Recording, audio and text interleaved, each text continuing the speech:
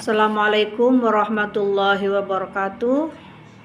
Perkenalkan, nama saya Siti Azizah dari kelas 4 PAIB dengan mata kuliah metodologi pengabdian masyarakat dengan dosen pembimbing Bapak Fikri Farikhin MPDI.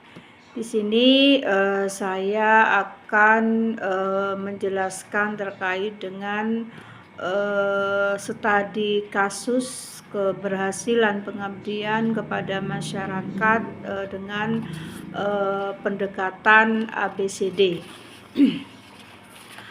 Pertama-tama di sini saya akan menjelaskan terlebih dahulu terkait dengan pengertian pengabdian kepada masyarakat.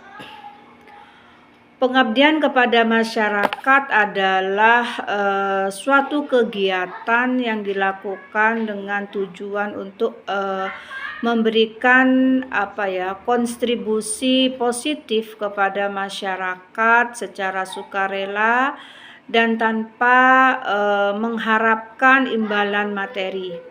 Kegiatan ini dapat dilakukan oleh individu maupun kelompok dan dapat juga berupa berbagai macam aktivitas yang disesuaikan dengan kebutuhan dan juga potensi masyarakat setempat. Pengabdian masyarakat disebut juga wujud nyata tanggung jawab sosial dan akademik perguruan tinggi dalam memberikan kontribusi positif bagi kemajuan bangsa melalui penerapan ilmu pengetahuan dan teknologi secara langsung kepada masyarakat. Adapun tujuan dari pengabdian kepada masyarakat ini bisa kita kelompokkan menjadi beberapa poin utama. Yang pertama adalah meningkatkan kesejahteraan dan juga kualitas hidup masyarakat. Kemudian yang kedua adalah memberdayakan masyarakat secara berkelanjutan. Jadi PKM ini tidak hanya memberikan solusi instan, tetapi juga bertujuan untuk meningkatkan kapasitas dan juga kemandirian masyarakat. Kemudian yang ketiga adalah menerapkan dan juga menyebarluaskan ilmu pengetahuan, teknologi dan juga seni atau iptek, di mana perguruan tinggi juga memiliki tanggung jawab untuk mendesiminasikan hasil penelitian dan juga pengembangan iptek itu kepada masyarakat. Yang keempat adalah membangun sinergi antara perguruan tinggi dan juga masyarakat.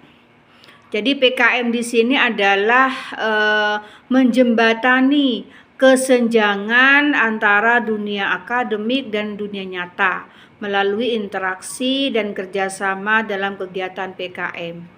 Jadi di sini terjalin hubungan yang saling menguntungkan antara perguruan tinggi dan juga masyarakat. Yang kelima adalah meningkatkan relevansi perguruan tinggi. Jadi keterlibatan aktif dalam PKM itu membantu perguruan tinggi untuk tetap relevan dengan perkembangan dan juga kebutuhan masyarakat. Sedangkan yang terakhir itu adalah menanamkan nilai-nilai kepedulian sosial dan juga tanggung jawab. Kemudian di sini juga ada faktor-faktor yang mempengaruhi keberhasilan pengabdian kepada masyarakat. Di sini ada beberapa faktor kunci yang memegang peranan penting dari pihak PKM atau dari pihak perguruan tinggi dan juga pelaksana PKM. Yang pertama adalah komitmen dan juga keterlibatan tim pelaksana. Jadi kesungguhan, dedikasi, dan juga kerjasama yang baik dari tim, dosen, dan juga mahasiswa yang terlibat dalam PKM itu sangat krusial. Jadi motivasi yang tinggi dan juga rasa tanggung jawab itu akan mendorong adanya pelaksanaan efektif.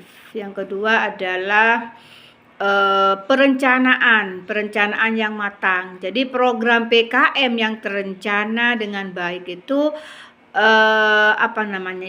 termasuk analisis kebutuhan masyarakat yang akurat. Jadi perumusan tujuannya jelas, pemilihan metodenya juga tepat, dan juga alokasi sumber daya yang efisien itu akan meningkatkan peluang keberhasilan. Yang ketiga adalah keahlian dan kompetensi tim.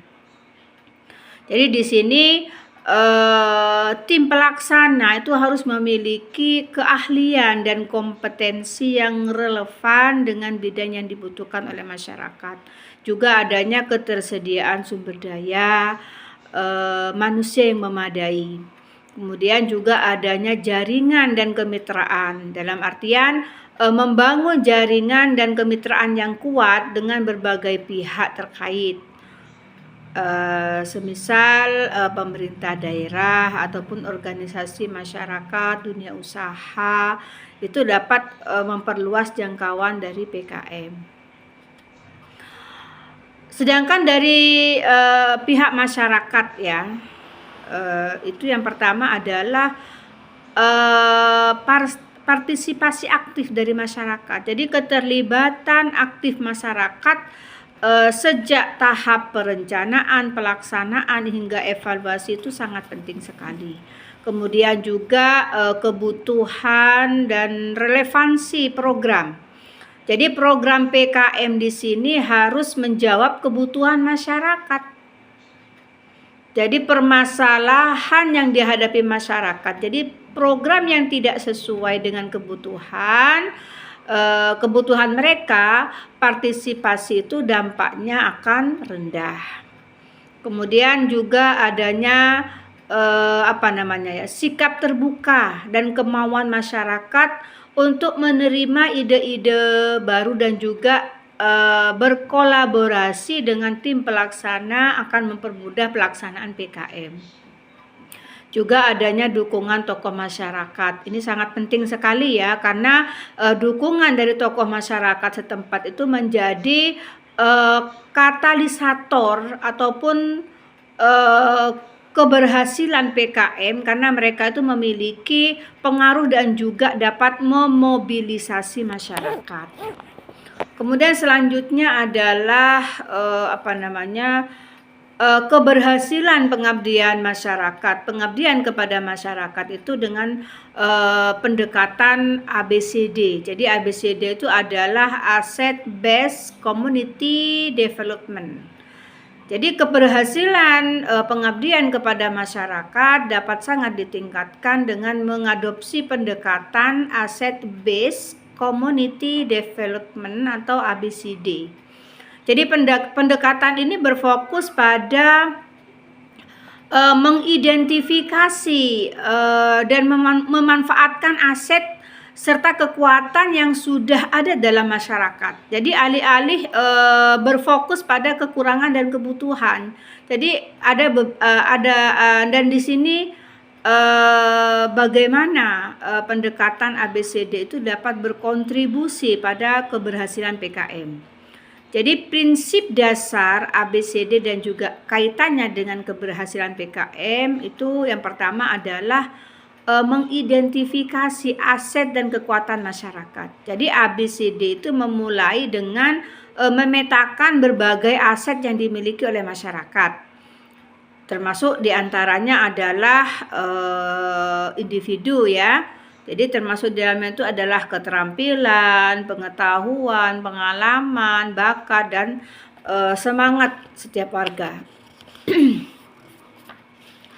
Kemudian kalau asosiasi itu adalah kelompok-kelompok formal maupun non formal, seperti organisasi keagamaan, kelompok hobi, perkumpulan warga dan lain-lain. Kemudian juga ada institusi. Institusi itu adalah organisasi publik dan swasta yang ada di masyarakat seperti sekolah, puskesmas, koperasi dan lain sebagainya. Kemudian juga ada tempat itu adalah sumber daya alam, ruang publik dan infrastruktur yang ada di lingkungan masyarakat. Juga ada koneksi ya. Kalau koneksi itu adalah jaringan sosial dan hubungan antar individu, kelompok dan juga institusi. Kemudian juga ada sejarah dan budaya. Sejarah dan budaya itu adalah pengalaman masa lalu ataupun tradisi, nilai-nilai dan juga kearifan lokal yang dimiliki oleh masyarakat. Kaitan dengan keberhasilan PKM, dengan kita memahami aset-aset dan program PKM dapat dirancang dengan memberdayakan masyarakat dengan memanfaatkan potensi yang ada. Ini akan menciptakan rasa kepemilikan dan partisipasi yang lebih tinggi, karena masyarakat di sini merasa dilibatkan dan kekuatannya juga diakui.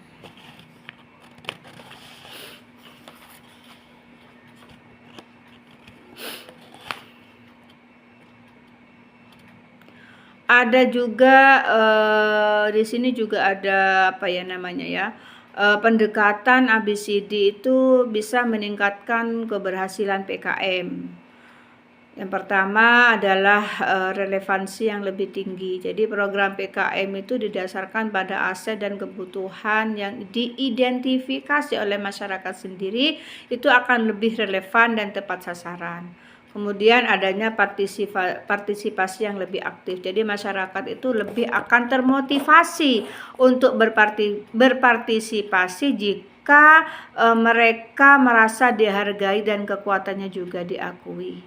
Kemudian yang ketiga adalah keberlanjutan yang lebih baik. Jadi kalau kita jadi inisiatif yang tumbuh dari dalam masyarakat dan memanfaatkan sumber daya lokal itu memiliki potensi yang berkelanjutan dan lebih tinggi. Kemudian juga peningkatan kapasitas masyarakat. Jadi proses ABCD itu dapat membantu masyarakat mengenali dan juga mengembangkan aset mereka sendiri. Kemudian juga ada hubungan yang lebih kuat. Jadi hubungan yang lebih kuat itu adalah di mana PKM dengan pendekatan ABCD itu bisa membangun hubungan yang lebih kuat dan saling percaya antara perguruan tinggi dengan masyarakat. Kemudian juga di sini dapat berdampak signifikan ya. Dimaksud dengan dampak yang lebih signifikan itu adalah ketika dengan kita memberdayakan masyarakat, itu akan menjadi agen perubahan. Jadi dampak positif PKM itu akan lebih luas dan dalam. Ini saja sedikit penyampaian dari saya. Mohon maaf apabila ada kesalahan. Wallahul muwaffiq ila aqwamit thoriq. Wassalamualaikum warahmatullahi wabarakatuh.